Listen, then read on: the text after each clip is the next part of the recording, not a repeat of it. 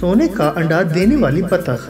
प्यारे बच्चों, एक दफा का जिक्र है कि किसी गांव में एक गरीब आदमी नाजिम और उसकी बीवी रहते थे।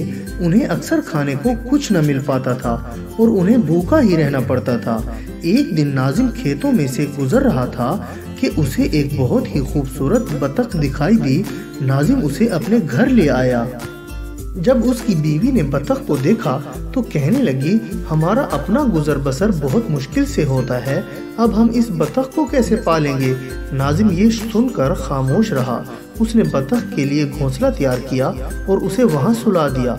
अगली सुबह नाजिम ये देखकर हैरान रह गया कि बतख के घोंसले में एक सोने का अंडा पड़ा हुआ था। नाजिम ने फौरन अपनी बीवी को वो अंडा दिखाया। दोनों हैरत से इस अंडे को देखने लगे।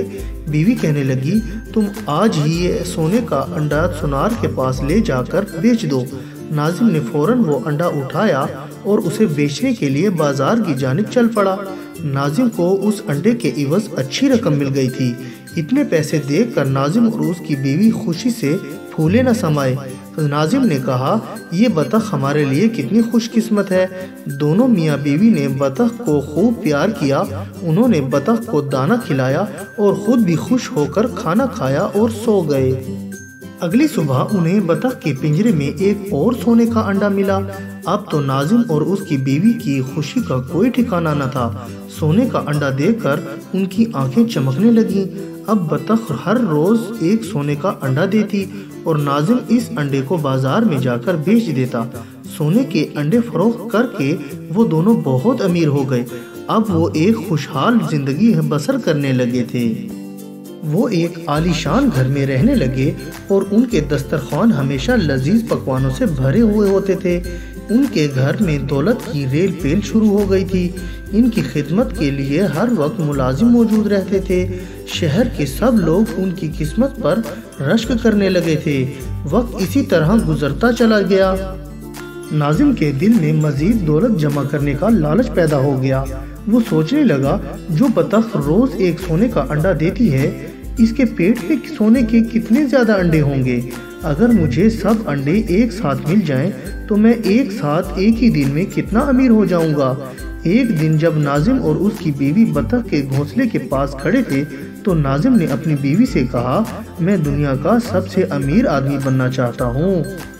ये बतख तो रोज सिर्फ एक सोने का अंडा देती है, क्यों ना हम इस बतख को ज़िबा करके सोने के सारे अंडे निकाल लें। उसकी बीवी कहने लगी, तुम बिल्कुल ठीक कह रहे हो, हम कल ही इस बतख को ज़िबा करके इसके पेट में से सारे अंडे निकाल लेंगे।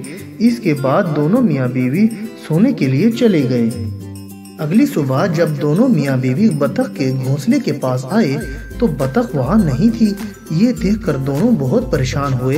उन्होंने बतख को तलाश करने की बहुत कोशिश की, लेकिन उन्हें बतख कहीं ना मिली। आखिर थक हार कर दोनों मायूस हो गए और अपनी किस्मत को कोसने लगे। दरअसल बतख ने दोनों मियाँ बीवी की बातें सुन ली थीं, इसलिए उसने इस घर से जाने का फैसला कर लिया था, क्योंकि यहाँ लालची लोग रहते थे। बतख ने गरीब मियाँ बीवी की मदद की, लेकिन उन्होंने उसके एहसान को भुला दिया था। तो प्यारे बच्चों, इस कहानी से हमें ये सबक हासिल होता है कि हमें ज़िंदगी में कभी भी लालच नहीं करनी चाहिए, क्योंकि लालच बहुत ही बुरी बला है और कोई भी अगर हम पर एहसान करे तो उसका बदला एहसान से चुकाना चाहिए। और बच्चों, मैं उम्मीद करता हूँ कि आपको मेरी ये कहानी पसंद आई होगी और आप इसको लाइक, शेयर और कमेंट्स भी करेंगे। और सबसे ज़रूरी बात यह है कि आप मेरे इस चैनल को सब्सक्राइब करना ना भूलिएगा। इससे आपको मेरी नई नई कहानियों का भी पता चलता रहेगा। और अब मैं इजाज़त चाहता हूँ। अपना बहुत बहुत ख्याल रखिएगा। अल्लाह हाफिज़।